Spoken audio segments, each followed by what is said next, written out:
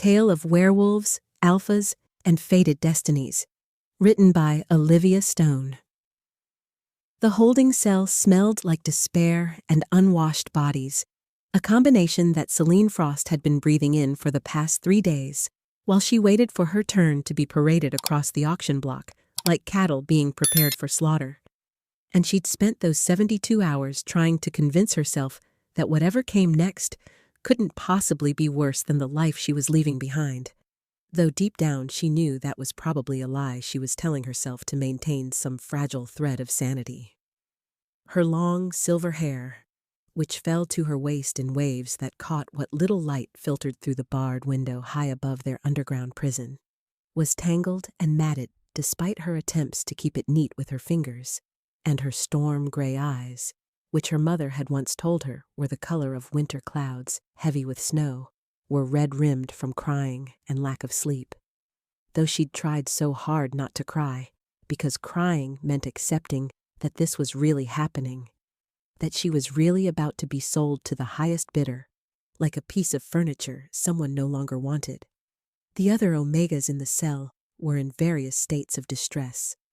some sitting silently with blank expressions that suggested they'd retreated so far into their minds that they might never come back, while others sobbed continuously, their shoulders shaking with the kind of grief that came from knowing your entire life was about to be reduced to a price tag and a receipt,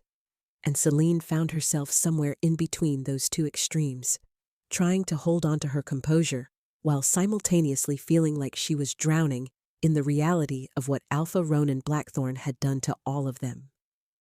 He'd taken over the Silver Moon Pack 6 months ago after challenging their previous Alpha in a brutal fight that had ended with the old Alpha's throat torn out in the center of the pack square. And from that first day, everyone had known that Ronan was different, that he was cruel in ways their old Alpha had never been, that he saw pack members not as wolves to protect, but as resources to exploit for his own gain and pleasure. Celine had been living in the Omega house since her parents died when she was 7 years old, killed by rogues during a border patrol that had gone horribly wrong, leaving her an orphan with no close relatives willing to take in a strange-looking child with silver hair and pale skin that made other wolves whisper about curses and bad omens, and the head mistress of the Omega house, a bitter old wolf named Claudia, who seemed to take personal offense at Celine's mere existence, had made sure she understood every single day that she was a burden, a charity case, someone who should be grateful for the scraps of food and the corner of a room she was allowed to occupy. The only escape Celine had found was in the pack library, a dusty, forgotten building that most wolves ignored because they preferred action to books. But Celine had spent countless hours there learning to read the ancient wolf texts that her parents had started teaching her before they died,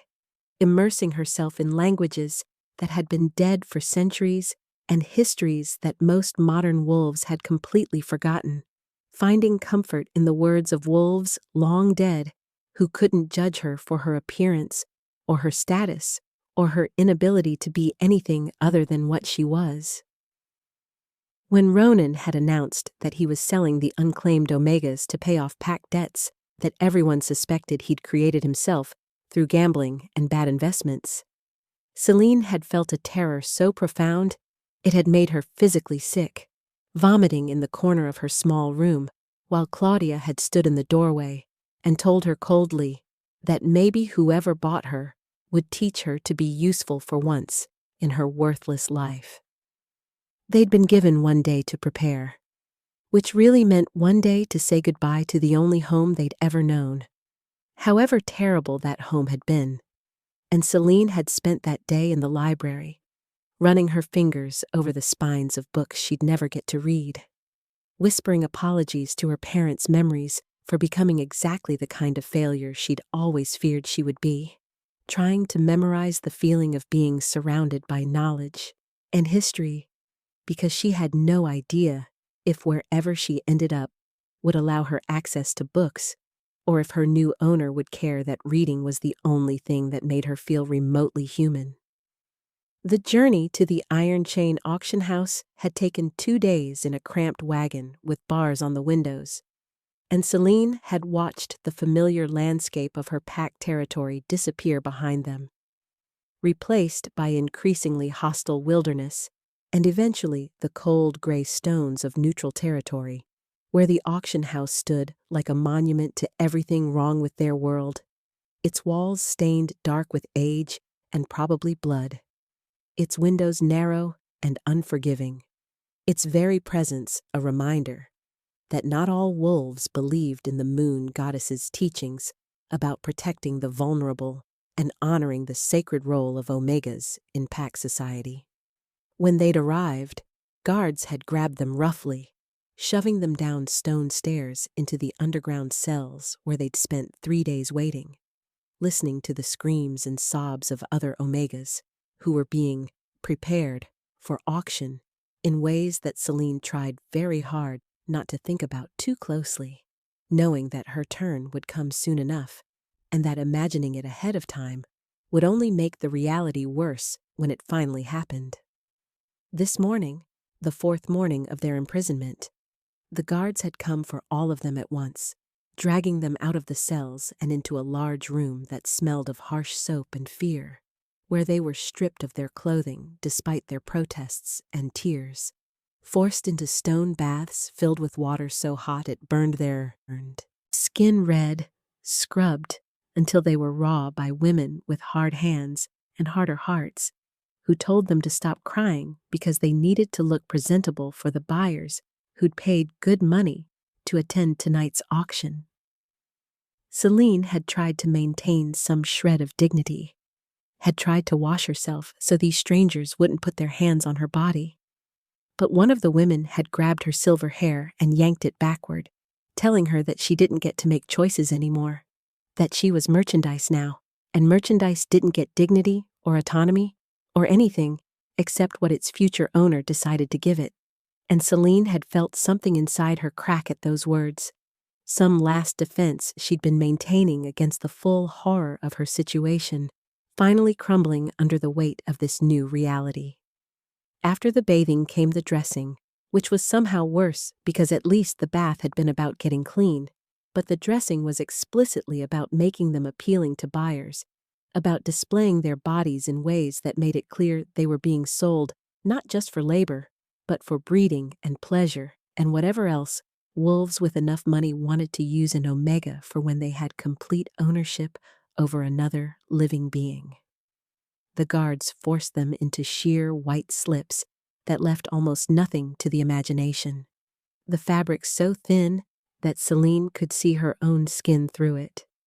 could see the way her body trembled with cold and fear, could see everything that she'd always kept carefully covered because she'd learned early that her appearance made people uncomfortable, and drawing attention to herself only led to more cruelty and rejection. They brushed out her silver hair until it fell in long, shimmering waves down her back, and one of the women had muttered that at least the girl had good hair, even if everything else about her looked half dead. And Celine had wanted to scream that she wasn't half dead. She was just pale, just different, just herself. But she'd learned long ago that defending yourself only made people more certain of your worthlessness. So she'd stayed silent and let them arrange her hair however they wanted. The collar came last, a leather band buckled around her neck with a metal tag that read, Lot 13, in numbers that had been burned into the metal so they couldn't be removed or altered, and wearing that collar, feeling its weight against her throat, was somehow the final indignity that broke through whatever numbness Celine had been trying to maintain, making her realize with absolute clarity that she wasn't a person anymore in the eyes of the wolves who ran this place, wasn't even really a wolf, just a lot number, just merchandise to be cataloged and sold and forgotten as soon as the transaction was complete. The younger Omega, Mira, a 15-year-old girl who'd been sobbing since they arrived,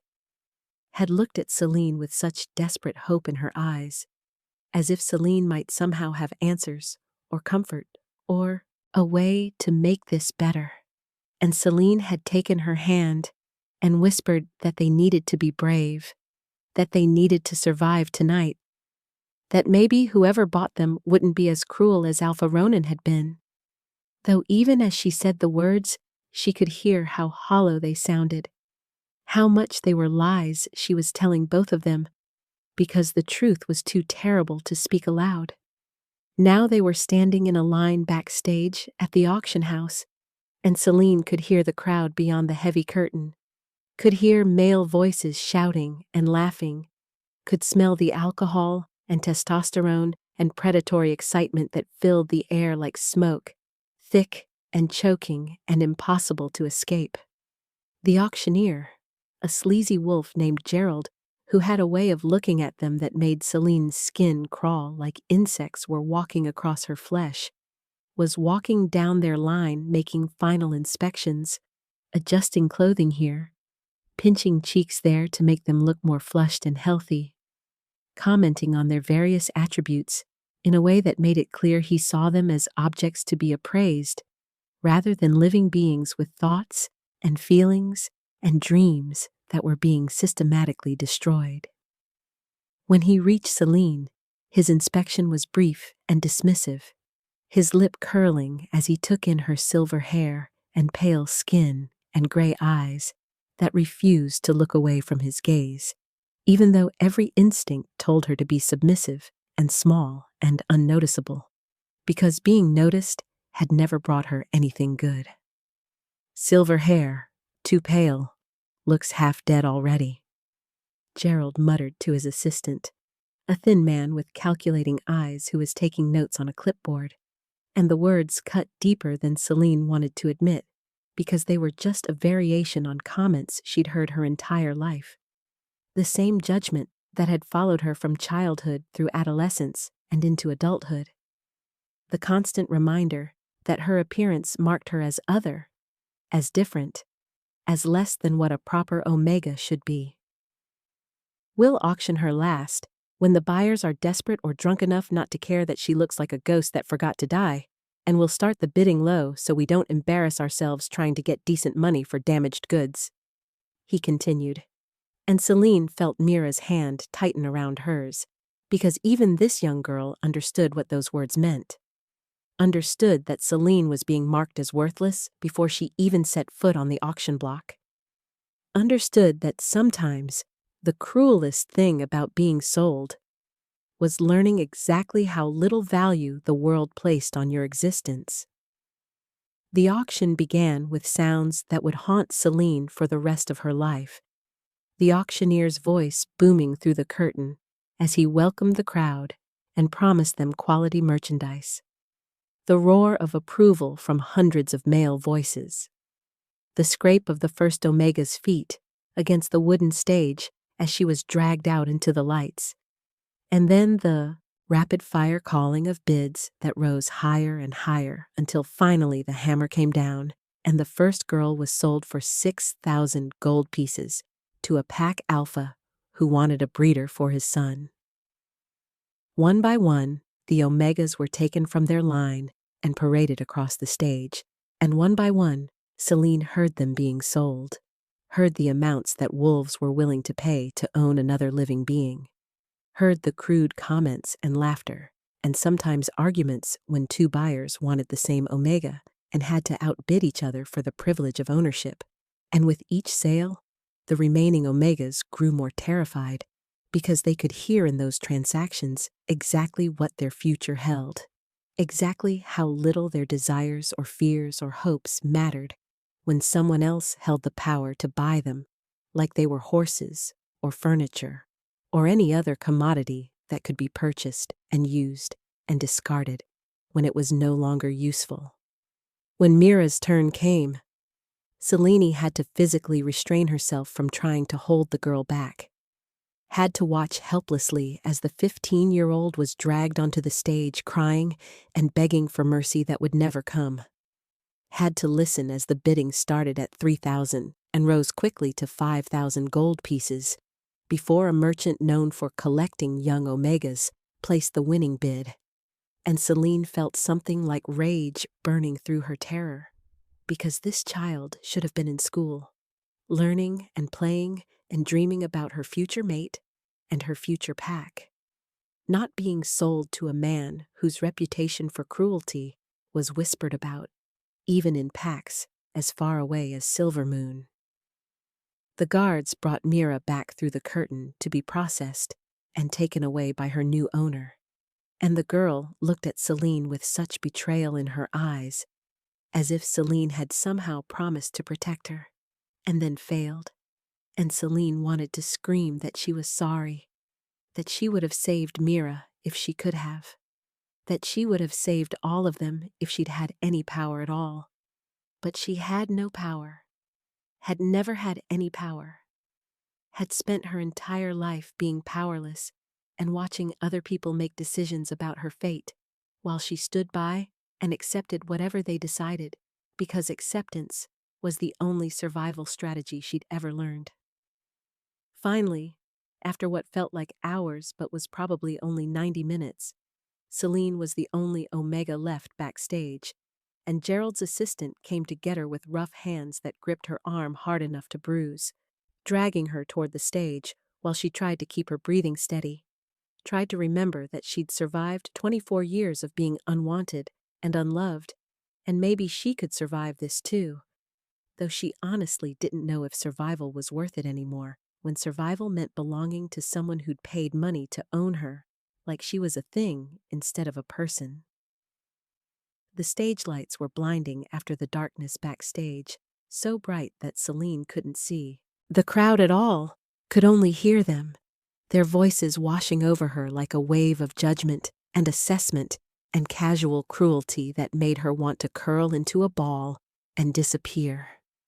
But the chains on her wrists held her upright, held her displayed for their viewing pleasure,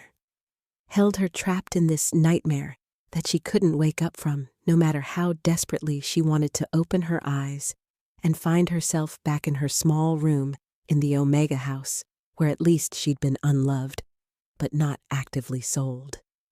Gerald's voice boomed across the auction house, describing her attributes in clinical terms that stripped away any humanity she might have once possessed, calling her Lot 13, noting her age as 24, her status as unmated and unclaimed, her skills as minimal but trainable, her appearance as unusual but potentially appealing to buyers with specific tastes. And Celine felt tears burning behind her eyes but refused to let them fall, because crying would give these wolves the satisfaction of knowing they'd broken her, and she'd be damned if she gave them that satisfaction when they'd already taken everything else. The bidding started at 1,000 gold pieces, insultingly low compared to the prices the other Omegas had brought, and Celine felt the humiliation of it burning through her chest like acid, knowing that this was the world's final judgment on her worth, that after 24 years of existence she'd been appraised and found wanting to the tune of 1,000 gold pieces, barely enough to buy a decent horse or a week's worth of supplies for a traveling merchant. The bids came slowly, reluctantly, voices in the crowd calling out numbers without enthusiasm. 1,200 from someone in the back, 1,500 from someone to the left, 2,000 from a merchant she couldn't see but whose voice sounded bored, as if he was bidding on her the way someone might bid on a piece of furniture they didn't really need, but figured might be useful for spare parts someday. The bidding stalled at 2,500 gold pieces, and Gerald was already raising his hammer to close the sale to a merchant known for working his servants literally to death in his shipping yards, when a voice from the very back of the auction house rang out with such command and authority that the entire crowd fell instantly silent, and that voice said words that Celine's traumatized brain couldn't quite process at first because they seemed impossible, seemed like maybe she'd finally broken completely and was now hallucinating. 100,000 gold pieces, the voice said, deep and resonant and absolutely certain, and Celine felt her knees go weak because that was 50 times what anyone else had bid, 50 times more than any Omega had sold for that entire night, an amount so staggering that it couldn't possibly be real, couldn't possibly be meant for her. For the strange, pale Omega with silver hair, who'd been marked as damaged goods and worthless. The silence that followed that impossible bid stretched out for what felt like an eternity, though it was probably only 3 or 4 heartbeats, and in that suspended moment, Celine felt like the entire world had stopped spinning on its axis, like time itself had paused to acknowledge that something significant and possibly terrible had just happened. Though she couldn't begin to understand what or why or how someone could possibly think she was worth 100,000 gold pieces when the entire auction house had just spent the last 2 hours establishing that she was barely worth the cost of the chains they'd used to bind her wrists. The crowd, which had been rowdy and loud and casually cruel throughout the entire evening, had gone completely silent, and Celine could feel hundreds of eyes turning toward the back of the room, could sense the shock and confusion and perhaps fear rippling through the assembled wolves as they tried to understand who would make such an outrageous bid and what possible motivation could drive someone to pay such an astronomical sum for an Omega that Gerald himself had described as damaged goods. Gerald, the auctioneer who'd been conducting sales with bored efficiency all night, seemed to have lost his ability to speak entirely, his mouth opening and closing like a fish pulled from water, his eyes wide with a combination of greed and disbelief as he tried to process what had just happened. And Celine watched him struggle to form words, watched him look down at his assistant, who was frantically scribbling notes on his clipboard with shaking hands, watched him finally manage to croak out a request for confirmation, because surely no one actually meant to bid 100,000 gold pieces on the least valuable Omega of the entire evening. "Did you say 100,000 gold pieces?" Gerald called toward the back of the room, his voice cracking slightly on the amount, and Celine felt her legs trembling so badly that she thought she might collapse right there on the stage, might simply fold in on herself like a puppet whose strings had been cut. Because whatever was happening was so far outside her understanding of reality that her mind couldn't quite grasp it, couldn't quite accept that this was real and not some fever dream brought on by terror and exhaustion and the complete destruction of everything she'd once believed about her place in the world. The voice came again from the darkness at the back of the auction house, and this time Celine could hear something in it beyond just command and authority, could hear a quality that made her wolf, which had been cowering in terror inside her chest for days, suddenly lift its head with cautious interest, could hear power that felt ancient and undeniable, and somehow different from the casual dominance that alphas usually radiated when they wanted to intimidate or control. 100,000 gold pieces, the voice repeated with absolute certainty, each word enunciated clearly so there could be no possibility of misunderstanding, and then added in a tone that suggested the speaker was done with questions and ready to conclude this transaction. "Final offer, take it or keep talking, and watch me walk out of here without completing the purchase, which I suspect would be unfortunate for your profit margins this evening, given how much you've clearly invested in acquiring and preparing your merchandise." Gerald's face went through several expressions in rapid succession, starting with offense at being spoken to in such a dismissive manner, moving through calculation as he clearly considered the truth of that statement and the reality that 100,000 gold pieces was more than he'd make from selling 10 Omegas at average prices, and finally settling on obsequious eagerness as greed won out over pride the way it probably always did for men like him who measured everything in terms of gold and profit and personal gain. "Sold!" he shouted, bringing his hammer down so hard that the crack of wood on wood echoed through the silent auction house like a gunshot. And then he was gesturing frantically for his assistants to process the sale, to get the paperwork ready, to make sure this mysterious buyer didn't change his mind or disappear before the transaction was complete, because clearly Gerald understood that this was the kind of windfall that came once in a lifetime, and he wasn't about to let it slip through his fingers due to inefficiency or hesitation. Celine felt hands on her arms, guards grabbing her and starting to pull her off the stage, and her legs finally gave out completely, her knees buckling as the adrenaline that had been holding her upright suddenly drained away and left her boneless and shaking, unable to support her own weight or process what was happening or understand anything except that she'd been sold, that someone had paid an impossible amount of money for her, and that fact was somehow more terrifying than if she'd been sold for the expected low price to the shipping merchant, because at least that would have made sense in a horrible way, would have fit into her understanding of the world and her place in it, whereas this made no sense at all, and the unknown was always more frightening than even the worst known outcome. The guards half-carried, half-dragged her backstage, where other assistants were already removing her chains and replacing them with different restraints, softer leather cuffs that wouldn't leave marks or bruising, and someone was wrapping a cloak around her shoulders, a thick, warm garment that felt expensive and well-made. And the contrast between being treated like worthless merchandise moments ago and suddenly being handled with something approaching care was so disorienting that Celine felt like she might actually be losing her mind, might be experiencing some kind of psychotic break brought on by too much trauma, compressed into too short a time period. She was led through a series of corridors, her bare feet stumbling over stone floors that gradually changed from rough prison stone to smooth, polished marble that suggested wealth beyond anything Celine had ever experienced,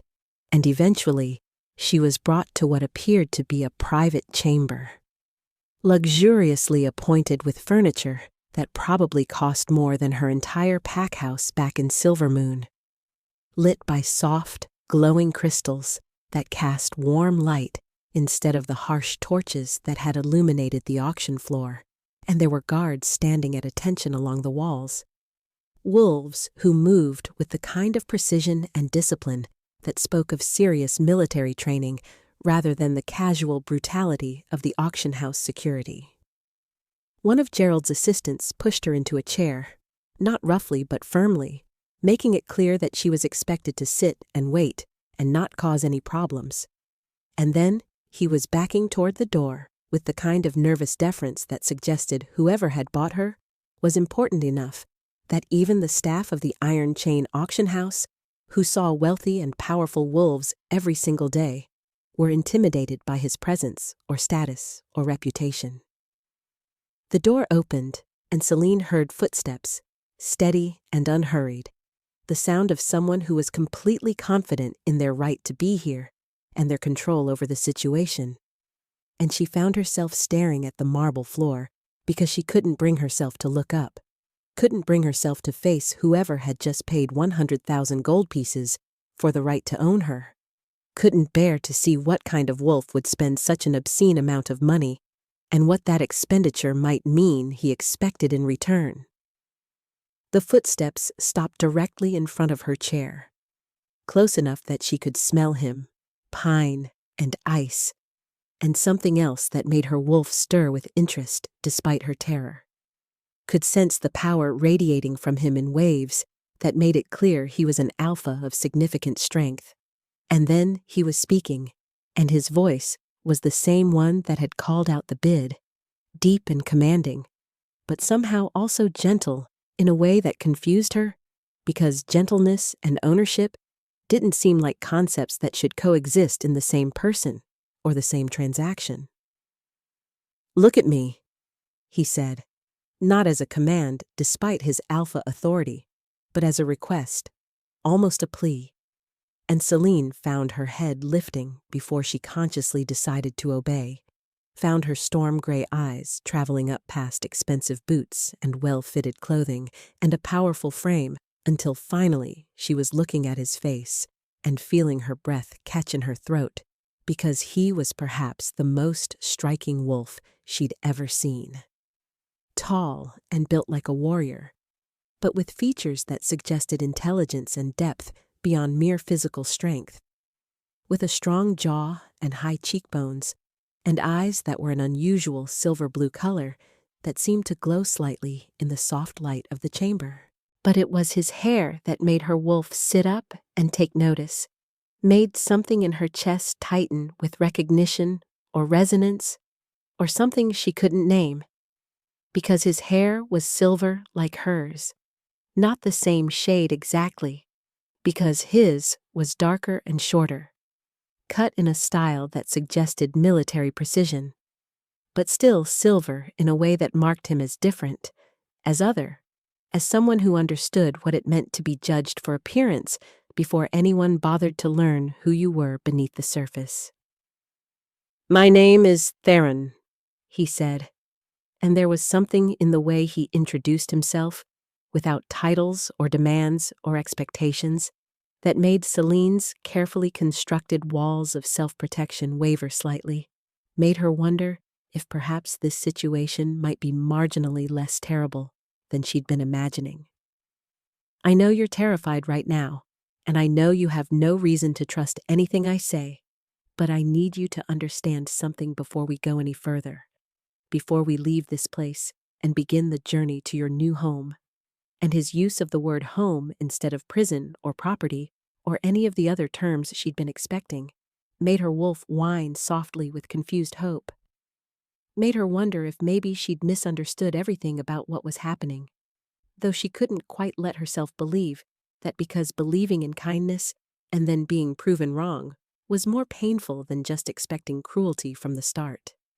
Theron knelt down in front of her chair, so that they were at eye level, so that he wasn't looming over her or using his height to intimidate. And the gesture was so unexpected that Celine felt tears burning behind her eyes, felt her carefully maintained composure starting to crack because she'd spent 3 days being treated like an object, and suddenly this powerful alpha was kneeling before her like she mattered, like her comfort was important, like she deserved respect despite having just been purchased at an auction. "I didn't buy you to own you," he said, his silver-blue eyes holding hers with an intensity that made it impossible to look away, made her feel like he was trying to communicate something essential that his words alone couldn't convey. "I bought you to free you, and I know that probably sounds impossible or insane or like a lie I'm telling to make you compliant. But I swear to you on my honor and my position and the memory of my parents that I am telling you the truth, that you are not my property, that you will never be anyone's property again if I have anything to say about it." Celine's mind was racing, trying to process his words, trying to find the trap or the catch or the hidden cruelty that experience had taught her was always lurking beneath seemingly kind gestures. Because wolves didn't spend 100,000 gold pieces out of altruism, didn't pay astronomical sums to free strangers, didn't kneel before omegas they'd just purchased unless they wanted something in return, and she found her voice, for the first time since being dragged onto the auction stage, found words tumbling out in a hoarse whisper that betrayed how close she was to breaking completely. "Why?" she asked, the single syllable carrying the weight of every confusion and fear and desperate hope she was feeling, carrying her complete inability to understand what was happening or why this stranger would claim to have freed her, when freedom wasn't something that could be purchased at an auction, when freedom was something that had been stolen from her long before she ever set foot in the Iron Chain auction house. Stolen piece by piece over 24 years of being told she was worthless and strange and unwanted, until she'd internalized those messages so deeply that she could no longer imagine a version of herself that deserved anything better than what she'd been given. Theron's expression shifted, something like pain flickering across his features, and he reached out slowly, telegraphing his intention before his hand came anywhere near her, giving her time to flinch away or refuse if she wanted to. And when she didn't move, he gently took the leather cuff off her right wrist, his fingers working the buckle with careful precision. And then he was doing the same with her left wrist, removing the restraints that marked her as purchased property and setting them aside like they were contaminated objects he couldn't bear to see touching her skin. Because I went to that auction tonight intending to buy one Omega as evidence, as proof that the system is broken and needs to be destroyed, as ammunition I could use against the corrupt wolves in my territory, who profit from trafficking and selling living beings like they're commodities," he said,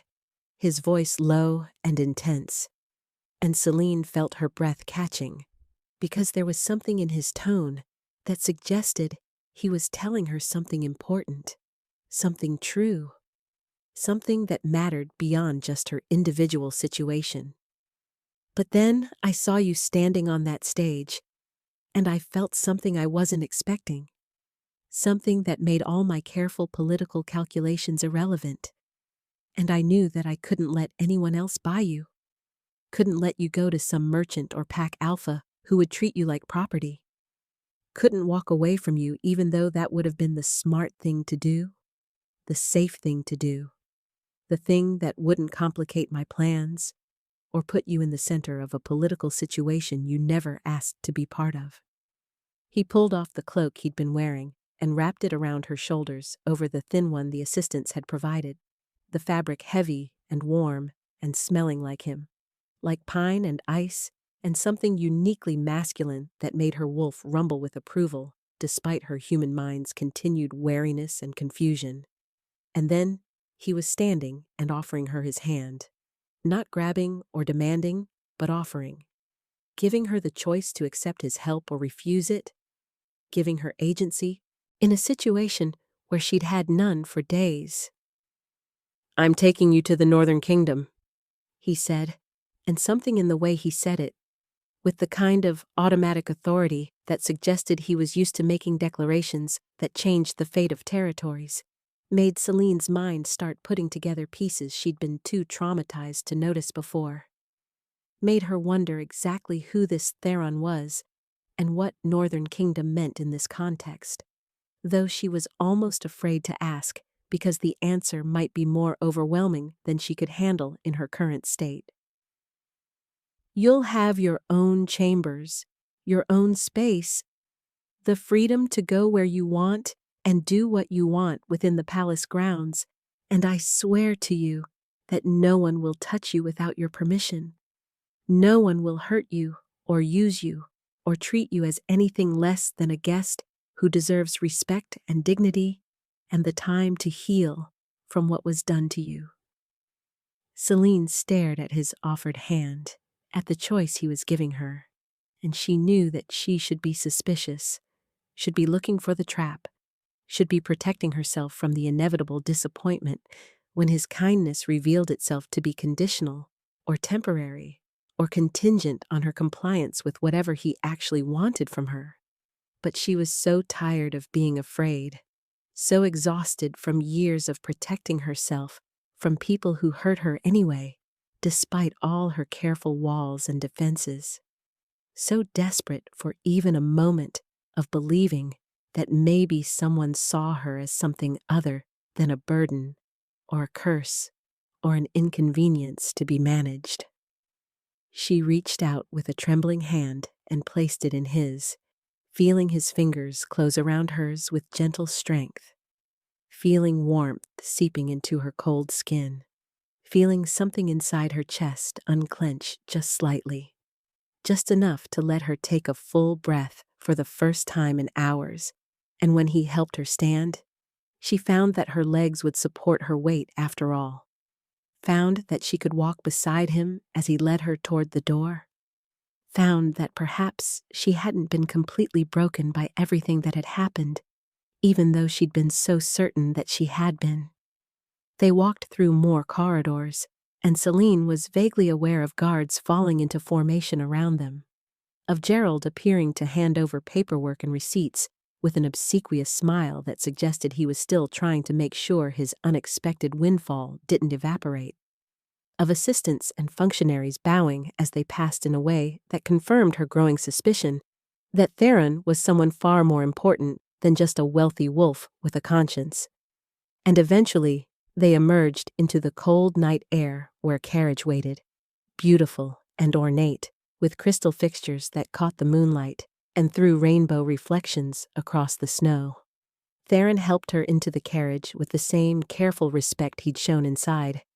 making sure she was settled on the plush seats before taking his own seat across from her, maintaining distance, not crowding her or making her feel trapped despite the enclosed space. And as the carriage began to move, pulling away from the iron chain auction house and the nightmare it represented, Celine felt something dangerous starting to bloom in her chest, something that felt suspiciously like hope, even though hope had always led to disappointment and pain in her experience. "You said you bought me for evidence?" she heard herself saying, her voice still hoarse but stronger than it had been, and she saw Theron's attention focus on her completely, saw the way he gave her his full consideration, like what she had to say actually mattered to him. "Evidence for what? What are you trying to prove?" And she watched his expression shift into something harder, something that spoke of anger and determination, and a kind of cold fury that was directed not at her, but at the world that had allowed tonight's auction to happen. And when he spoke, his voice carried the weight of someone who'd seen too much suffering and decided to do something about it, even if that something was dangerous or difficult or politically complicated. "I'm trying to prove that the Omega auction system is barbaric and needs to be abolished throughout my territory," he said, and there was something in his tone that made Celine's breath catch, made her wonder if her earlier suspicions were about to be confirmed in a way that would change everything about this situation. "I'm trying to convince my council that buying and selling living beings is not just morally wrong, but politically damaging to our kingdom's reputation and stability. And I needed evidence, needed to witness the cruelty firsthand, needed to be able to stand before my advisors and tell them exactly what happens in these places and why it cannot be allowed to continue." And then he paused, his silver blue eyes finding hers in the dim light of the carriage. And when he spoke again, his voice carried a weight that made the air feel heavy with significance. "And I needed them to understand that I, as Alpha King of the Northern Kingdom, will not tolerate the trafficking of Omegas anywhere within my borders or under my rule, even if it means making enemies of the wolves who profit from such practices." The title hit Celine like a physical blow. Alpha King, not just an alpha but the Alpha King,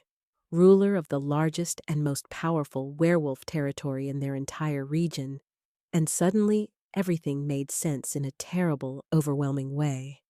The immediate silence when he'd made his bid, the nervous deference of the auction house staff, the military precision of his guards,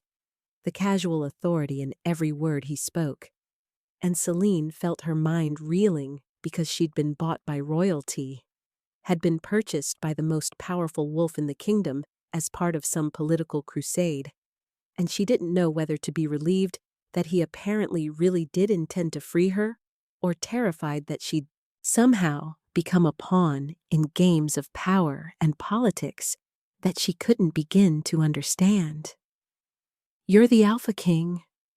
she whispered, the words coming out flat with shock, and Theron nodded, his expression guarded as if he was waiting to see how she'd react to this information,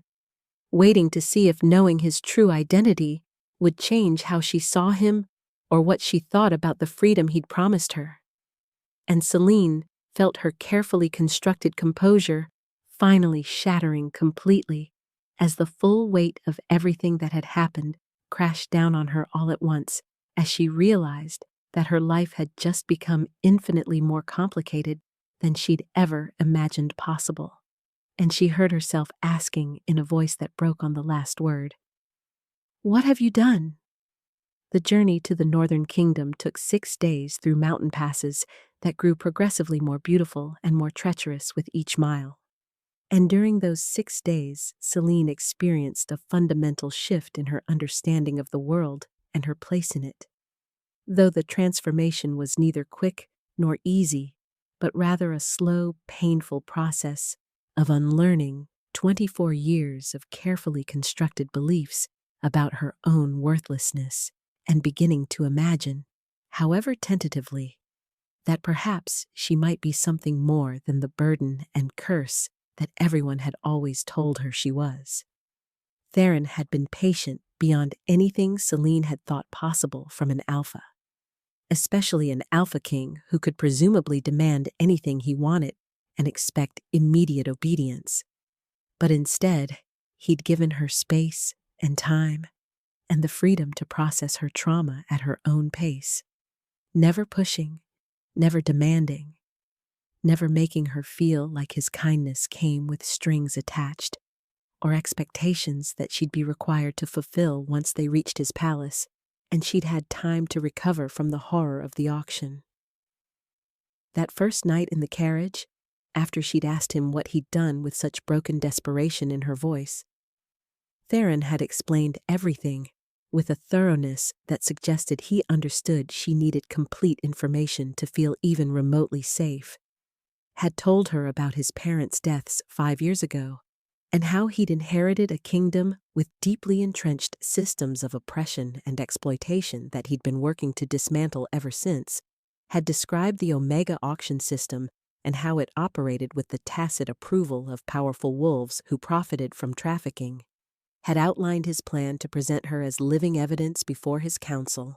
and use her testimony, along with the ancient texts about Omega rights, to force through legislation that would make such auctions illegal throughout his territory. He'd been honest about the risks, about the fact that she'd be thrust into the center of a political battle whether she wanted to be or not, about how some of his council members would resist change and might even direct their anger toward her as the catalyst for reforms. They opposed, and Celine had appreciated that honesty, even as it terrified her, because at least he was treating her like an intelligent being capable of understanding complex situations, rather than like property that didn't need to know the plans being made around it. But what had truly begun to crack through Selena's walls of self-protection was the way Theron treated her during their journey. The countless small gestures that revealed his character more clearly than any grand declarations could have. The way he always asked permission before entering her space or touching her, even in the most innocent contexts. The way he made sure she had the most comfortable sleeping arrangements in the inns where they stopped each night while he took whatever room was left over. The way he noticed when she was cold or hungry or overwhelmed and addressed her needs without making her feel like a burden for having needs in the first place. On the third day, when they'd stopped at a small trading post to resupply, Theron had noticed her looking longingly at a bookshop and without a word had taken her inside, had watched with something like wonder on his face as she'd moved through the stacks with reverent fingers trailing over spines, and when she'd found a rare text on ancient wolf linguistics that she'd been searching for years to find, he'd purchased it for her immediately, along with 5 other books she'd merely glanced at, had handed them to her like it was the most natural thing in the world to buy books for someone he'd known less than a week, and Celine had felt something in her chest crack open at the gesture, because no one had ever paid attention to what brought her joy. No one had ever cared enough to notice her interests and actively support them. The Northern Palace, when they finally arrived on the evening of the 6th day, was beyond anything Celine could have imagined. A massive structure of ice-blue crystal and white stone that seemed to grow organically from the mountainside, its towers reaching toward the sky like frozen waterfalls, its windows glowing with warm light that promised comfort and safety and belonging, and as their carriage pulled through gates that were guarded by warriors whose precision and discipline made it clear they were elite forces rather than common soldiers. Celine felt her anxiety spiking because this was real now. because she was actually going to be living in the Alpha King's palace and meeting his people and testifying before his council, and she had no idea if she was strong enough or brave enough or worthy enough to do what he was asking of her. Theron must have sensed her panic because he reached across the carriage and took her hand, not grabbing or demanding, but offering comfort. And when she looked at him with terror written clearly across her face, he'd said something that she would remember for the rest of her life, would hold on to during the difficult weeks to come, when everything felt impossible and overwhelming. "You survived 24 years of being told you were worthless," he'd said, his silver blue eyes holding hers with unwavering certainty, his voice gentle but absolutely convinced of every word he was speaking. "You survived losing your parents and being raised by wolves who saw you as a burden. You survived Alpha Ronan's cruelty and 3 days in the Iron Chain auction house. You survived being put on a stage and sold like property while maintaining your dignity and your compassion and your fundamental goodness despite everything they tried to take from you. So I know you're strong enough to survive this next challenge. And more than that, I know you're going to thrive here because this palace needs someone like you, someone who understands suffering and still chooses kindness, someone who has been broken and learned how to heal, someone who can stand before powerful wolves and remind them that mercy is not weakness and that protecting the vulnerable is not just moral necessity, but political wisdom." His words had wrapped around her like armor,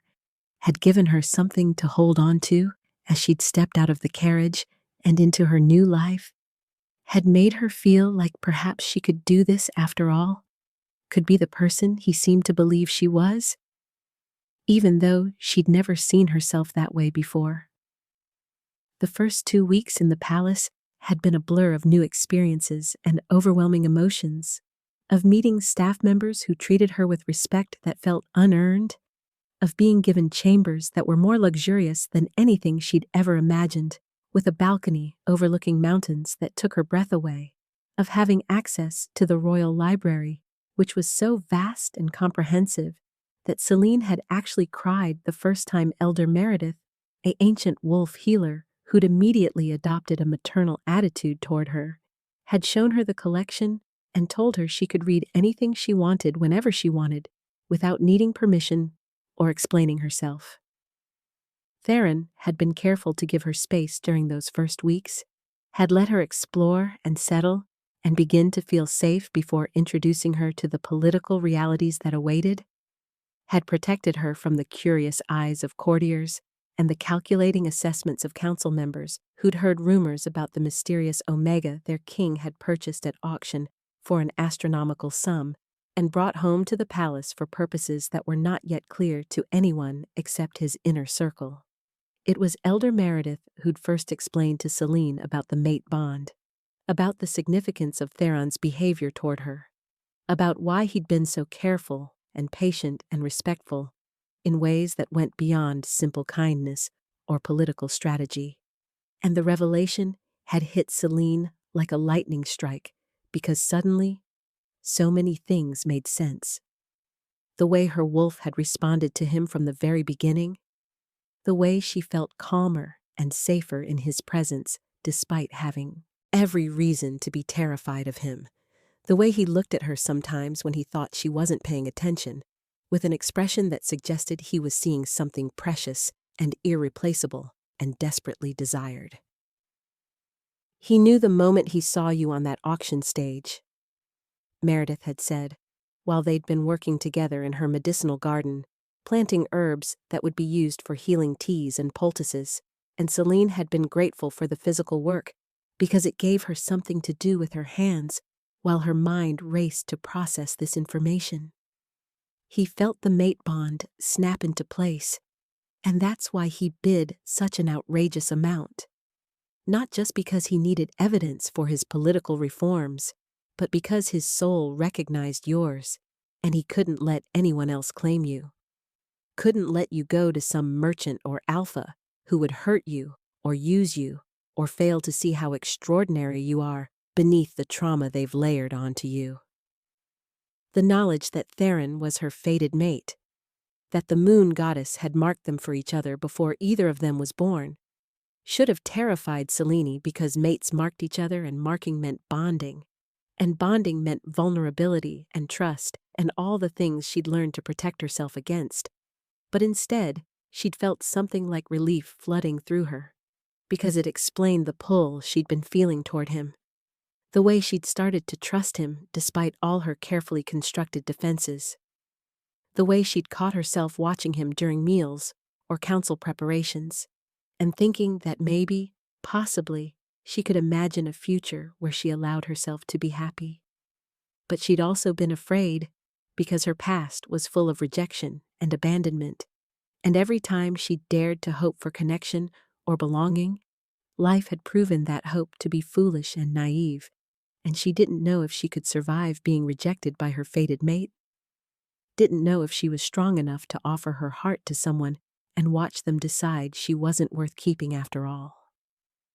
Theron had given her 3 months to adjust and heal and decide what she wanted before he'd finally addressed the mate bond directly. 3 months during which Selene had translated ancient texts that proved Omegas were meant to be protected as sacred pack members rather than sold as property. 3 months during which she'd testified before the council with a courage she hadn't known she possessed. 3 months during which she'd watched Theron fight for reforms that would protect wolves like her, while facing opposition from council members who profited from the current system and saw his changes as threats to their wealth and power.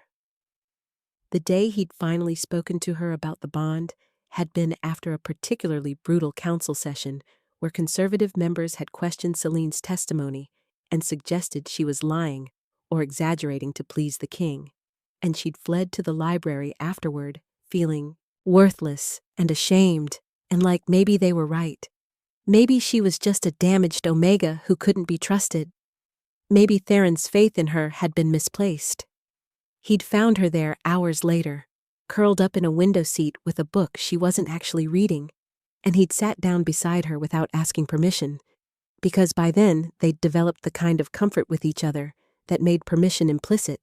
And he'd said something that changed everything between them, that transformed their careful friendship into something deeper and more profound and infinitely more terrifying in its potential to hurt her if things went wrong. "I know you feel the mate bond," he'd said quietly, his silver hair catching the lamplight in a way that made him look otherworldly and beautiful.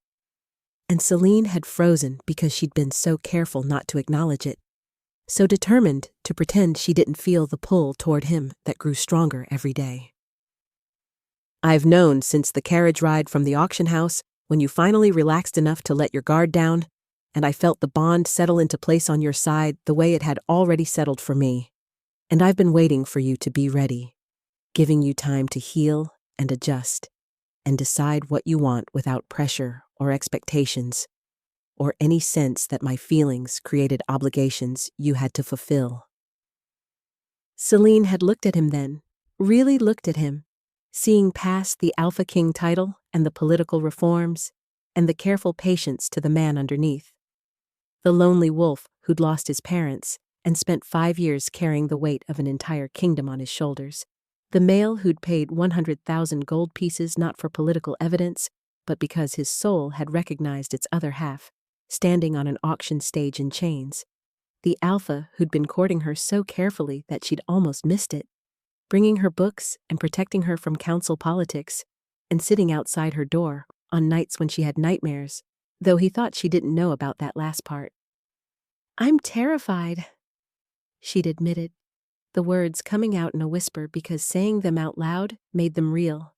made her vulnerability real, made the possibility of rejection and pain real in a way that staying silent had protected her from. "I'm terrified that if I accept the bond, if I let myself love you and need you and trust you, something will happen to take it away, that I'll finally let myself be happy, and the moon goddess will decide I don't deserve it after all, and rip it away the way everything good in my life has always been ripped away. Theron had taken her hands then, had held them gently while looking into her eyes with such intensity that Celine had felt like he was trying to communicate something essential that words alone couldn't convey. And what he'd said next had been both a promise and a challenge,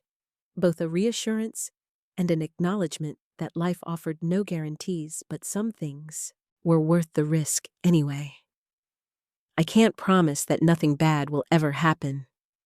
he'd said with brutal honesty that she appreciated even as it scared her. "I can't promise that we won't face challenges or threats or political enemies who'll try to use our bond against us. I can't even promise that I'll survive every battle I have to fight as Alpha King, because leadership means putting yourself at risk to protect others. But I can promise that I will never deliberately hurt you, never reject you, never make you feel like you're not enough or too much or anything other than exactly what I need and want and have been waiting my entire life to find.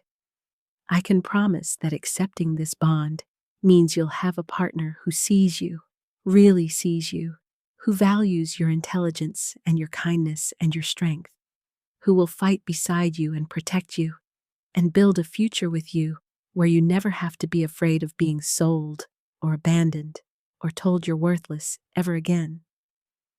Celine had kissed him then, had closed the distance between them, and pressed her lips to his with all the desperate hope and terrified courage she'd been holding back for 3 months,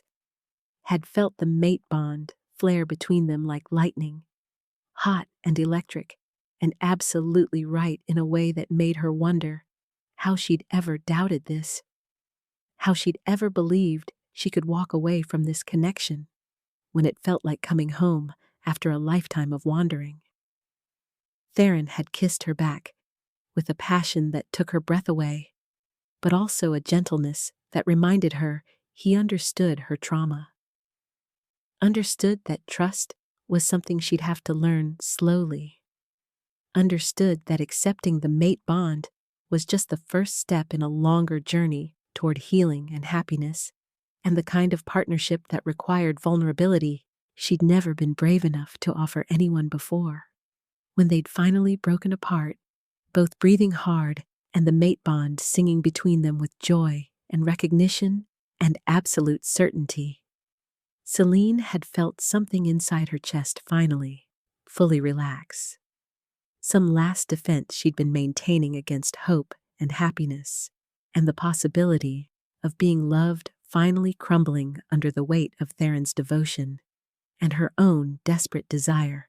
to believe that maybe, possibly, she deserved this after all.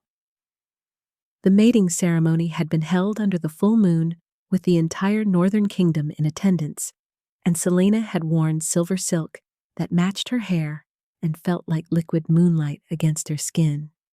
had walked through crowds of wolves who bowed and smiled and welcomed her as their Luna Queen with genuine warmth that still felt surreal, had stood beside Theron as he'd marked her before witnesses and formally claimed her as his mate and equal partner in ruling their kingdom. And when the bond had settled fully into place, permanent and unbreakable and absolutely perfect, Celine had finally understood that the moon goddess's plan had been working all along, that every rejection and abandonment and moment of suffering had been leading her exactly here, to this Alpha and this kingdom and this future where she was valued and loved and seen as the extraordinary person she'd always been, underneath the layers of trauma and self-doubt that others had piled onto her. The reforms had passed through the council within weeks of their mating, with even the most conservative members unable to oppose their king's mate, and the evidence she'd provided from ancient texts that proved omega trafficking violated the moon goddess's original laws, and the Iron Chain auction house had been shut down permanently, its operators arrested and tried for crimes against their own kind, its victims freed and offered sanctuary in territories that would protect rather than exploit them. 5 years later, Celine stood in her private study that adjoined the royal library, surrounded by ancient texts she'd spent years translating and modern documents outlining the Omega protection laws that had spread from the Northern Kingdom to neighboring territories and eventually throughout their entire region, transforming the landscape for vulnerable wolves in ways that would echo for generations. And she thought about the girl who'd stood on an auction stage in chains, believing she was worthless, believing she deserved nothing better than whatever cruel fate awaited her, believing that her strange appearance and lack of family and Omega status meant she'd never be anything more than a burden or a commodity to be bought and sold. That girl wouldn't recognize the wolf Celine had become. Luna Queen of the Northern Kingdom, respected scholar and political advisor, mate to an alpha king who still looked at her every day like she was the most precious thing in his world. Mother to 2 children who would grow up in a world where no Omega would ever be sold at auction again because their parents had fought to make it so. And sometimes Celine had to stop and remind herself that this was real, that she'd really traveled this far from that auction house. That transformation was possible even after years of trauma and abuse and systematic dehumanization. When young Omegas came to her now, lost and broken and convinced they were worthless because of what had been done to them or said about them or taken from them, Celine would sit with them in her study, surrounded by books and history and evidence of how much the world had changed. And she'd tell them her story, not to make herself into some kind of hero or inspiration, but to remind them that survival was possible, that healing was possible, that finding your place and your purpose and your pack was possible even when it seemed impossible, that the moon goddess saw them and valued them and had plans for them that might not make sense until years later when they could finally look back and understand how every terrible thing had been pushing them toward exactly where they needed to be. I was sold at an auction for 100,000 gold pieces, she'd tell them, watching their eyes go wide with shock at the amount. But I wasn't really being bought. I was being freed, and the alpha who paid that astronomical sum wasn't purchasing property. He was recognizing his mate and making sure no one else could claim her. And that difference, that fundamental difference between being owned and being valued, is what changed everything for me and what I hope will change everything for you. She'd show them the ancient texts she'd translated, the evidence that Omegas were meant to be protected and cherished as essential members of pack society rather than exploited as commodities. She'd explain how knowledge and history could be weapons against injustice, just as powerful as claws and teeth. She'd introduce them to Theron, who would speak to them with the same respect and patience he'd shown her. And she'd watch as understanding began to dawn in their eyes, as they started to believe that maybe they could have futures beyond just surviving, beyond just being victims of a system that saw them as less than fully wolf, beyond just accepting whatever scraps of dignity and safety were thrown their way by wolves who held all the power. Your worth is not determined by what others are willing to pay for you, or how they've treated you, or what they've told you about yourself, Celine would say, taking their hands and looking into their eyes with absolute conviction, because she'd learned this truth through lived experience, and she needed them to believe it too. Your worth is inherent and unchangeable, and recognized by the moon goddess even when everyone around you is blind to it.